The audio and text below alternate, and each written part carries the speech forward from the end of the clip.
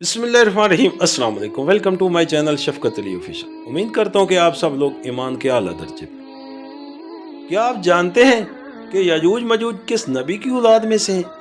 یاجوج ماجوج حضرت نوح علیہ السلام کے تیسرے بیٹے یافس کی اولاد میں سے ہیں۔ یہ انسانی نسل کے دو بڑے وحشی قبیلے گزر چکے ہیں جو اپنے ارد گرد رہنے والوں پر بہت ظلم اور زیادتیاں کرتے تھے اور انسانی بستیاں تک تاراج کر دیتے تھے۔ قرآن مجید کی یاد تورات کے مطالعہ اور تاریخی شواہد سے معلوم ہوتا ہے کہ یہ لوگ شمال مشرقی ایشیا میں زندگی بسر کرتے تھے اور اپنے وحشیانہ حملوں کے نتیجے میں ایشیا کے جنوبی اور مغربی علاقوں میں مصیبت برپا کرتے تھے۔ بعض تاریخ دانوں نے ان کے رہائشی علاقوں کو ماسکو اور توبل سی کے آس پاس بتلایا ہے، اور بعض کا خیال ہے یاجوج ماجوج کے شہر تبت اور چین سے بحیرہ منجمند شمال تک اور مغرب میں ترکستان تک پھیلے ہوئے تھے۔ حضرت ذوالقرنین کے زمانے میں یاجوج ماجوج کے حملے وبال جان بن چکے تھے۔ ان کی روک تھام کے لیے ذوالقرنین نے پہاڑوں کے مابین اونچی اور مضبوط سد دیوار تعمیر فرمائی۔ ذوالقرنین اور سد ذوالقرنین کا ذکر قرآن مجید کی سورۃ کہف میں موجود ہے۔ جس ذوالقرنین کا قرآن مجید میں ذکر ہے، تاریخی طور پر وہ کون شخص ہے؟ تاریخ کی مشہور شخصیتوں میں یہ داستان کس پر منطبق ہوتی ہے، اس سلسلے میں مفسرین کے درمیان اختلاف ہے۔ تاریخ کی کتابوں کے مطالعے کے بعد لوگوں نے ذوالقرنین کی شخصیت اور سد ذوالقرنین سے متعلق مختلف اندازے لگائے ہیں۔ بہت سے قدیم علماء اور مفکر اسکندر اعظم کو ہی ذوالقرنین مانتے ہیں، مگر بعض اس کا انکار کر کے یہ دلیل پیش کرتے ہیں کہ ذوالقرنین دراصل حضرت سلیمان علیہ السلام کا خطاب تھا۔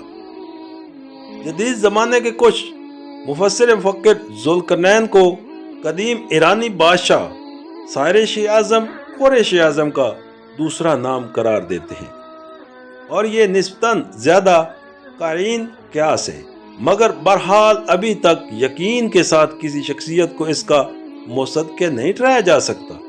ذوالقرنین کی بابت قرآن نے صراحت کی ہے کہ وہ ایک ایسا حکمران تھا جس کو اللہ نے اسباب و وسائل کی فراوانی سے نوازا تھا۔ وہ مشرقی اور مغربی ممالک کو فتح کرتا ہوا ایک ایسی پہاڑی دورے پر جا پہنچا جس کی دوسری طرف یاجوج اور ماجوج تھے۔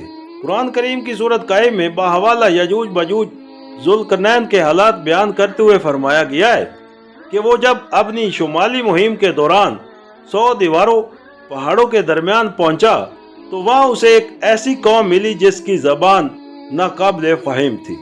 تاہم جب ترجمان کے ذریعے گفتگو ہوئی تو انہوں نے عرض کیا، یاجوج ماجوج اس سر زمین پر فساد پھیلاتے ہیں، لہذا تو ہمارے اور ان کے درمیان ایک سد دیوار تعمیر کر دے۔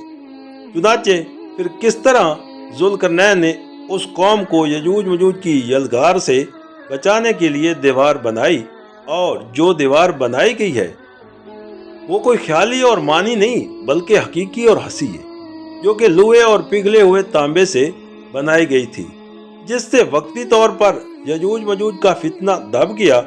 جب یہ دیوار تعمیر ہو گئی تو ذوالقرنین نے اللہ تعالیٰ کا شکر ادا کیا، جس نے یہ دیوار بنانے اور لوگوں کو آئے دن کی پریشانیوں سے نجات دلانے کی توفیق بخشی، مگر ساتھ ہی لوگوں کو یہ بھی بتا دیا کہ یہ دیوار اگرچہ بہت مضبوط اور مستحکم ہے، مگر یہ لازوال نہیں، جو چیز بھی بنی ہے بالآخر فنا ہونے والی ہے، اور جب میرے رب کے وعدے کا وقت قریب آئے گا تو وہ اس کو پابند خاک کر دے گا، اور میرے رب کا وعدہ برحق ہے۔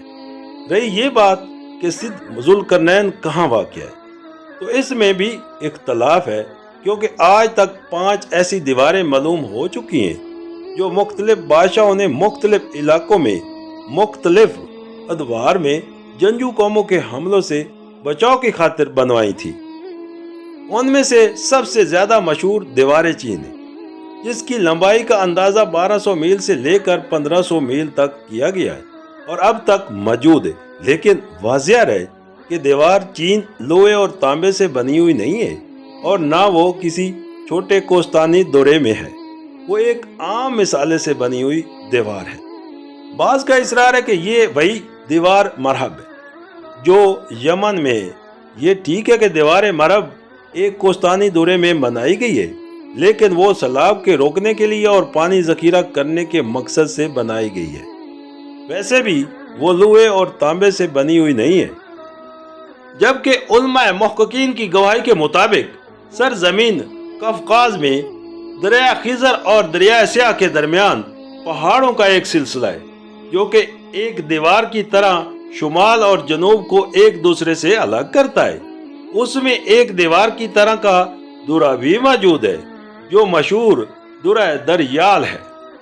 یہاں اب تک ایک قدیم تاریخی لوہے کی دیوار نظر آتی ہے۔ اسی بنا پر بہت سے لوگوں کا نظریہ ہے کہ دیوار ذوالقرنین یہی ہے، اگرچہ صد ذوالقرنین بڑی مضبوط بنائی گئی ہے جس کے اوپر چڑھ کر یا اس میں سوراخ کر کے یجوج مجوج کا ادھر آنا ممکن نہیں، لیکن جب اللہ تعالیٰ کا وعدہ پورا ہوگا تو وہ اسے ریزہ ریزہ کر کے زمین کے برابر کر دے گا۔ اس وعدے سے مراد قیامت کے قریب یجوج مجوج کا ظہور ہے۔ سید بخاری کی ایک حدیث میں حضور نبی کریم صلی اللہ علیہ وسلم نے اس دیوار میں تھوڑے سے سوراخ کو فتنے کے قریب ہونے سے تعبیر فرمایا ہے۔ ایک اور حدیث میں بھی آتا ہے کہ یجوج مجوج ہر روز اس دیوار کو کھولتے ہیں اور پھر کل کے لیے چھوڑ دیتے ہیں، لیکن جب اللہ تعالیٰ کی منشا ان کے خروج کی ہوگی تو پھر وہ کہیں گے کل انشاءاللہ اس کو کھود دیں گے، اور پھر دوسرے دن وہ اس سے نکلنے میں کامیاب ہو جائیں گے اور زمین میں فساد پھیلائیں گے، یعنی انسانوں کو بھی کھانے سے گریز نہیں کریں گے۔ تو اللہ تعالیٰ کی طرف سے حضرت عیسیٰ علیہ السلام کو حکم ہوگا کہ وہ مسلمانوں کو طور کی طرف جمع کر لے، کیونکہ یجوج مجوج کا مقابلہ کسی کے بس میں نہیں ہوگا۔ حضرت عیسیٰ اور ان کے ساتھی اس وقت ایک ایسی جگہ کھڑے ہوں گے جہاں غذا کی سخت قلت ہوگی۔ پھر لوگوں کی درخواست پر حضرت عیسیٰ یجوج مجوج کے لیے بد دعا فرمائیں گے، پھر اللہ تعالیٰ ان کی گردنوں اور کانوں میں کیڑا پیدا کر دے گا جو بعد میں پھوڑا بن جائے گا، جس کے پھٹنے سے یہ ہلاک ہونا شروع ہو جائیں گے، بعد میں سب کے سب مر جائیں گے۔ ان کی لاشوں سے ایک بالش زمین بھی خالی نہیں ہوگی اور ہر طرف ان کی لاشوں کی گندی بو پھیل جائے گی۔ پھر عیسیٰ ابن مریم دعا کریں گے تو اللہ تعالیٰ اونٹ کی گردن برابر پرندے بھیجے گا جو ان کی لاشوں کو اٹھا کر جانے کہاں پھینک دیں گے۔ پھر ایک بارش بھی ہوگی جس سے کل زمین صاف و شفاف ہو جائے گی اور ہر طرف ہریالی و خوشحالی ہوگی۔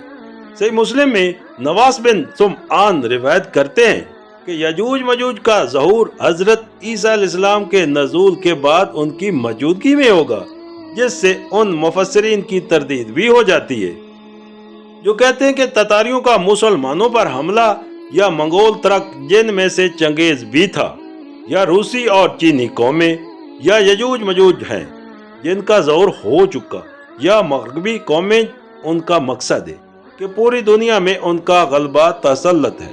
یہ سب کی سب باتیں غلط ہیں، کیونکہ یجوج مجوج کے غلبے سے سیاسی غلبہ مراد نہیں ہے، بلکہ قتل و غارت گردی اور شر و فساد کا وہ عارضی غلبہ ہے جس کا مقابلہ کرنے کی طاقت مسل کی، تاہم پھر وبائی مرض سے سب کے سب آن واحد میں لقمہ اجل بن جائیں گے۔ واللہ عالم۔ تمام دوستوں سے گزارش ہے کہ اپنی قیمتی رائے ہم سے لازمی شیئر کریں اور اپنے پسندیدہ موضوع کی ویڈیوز دیکھنے کے لیے نیچے کومنٹس لازمی کریں۔ شکریہ۔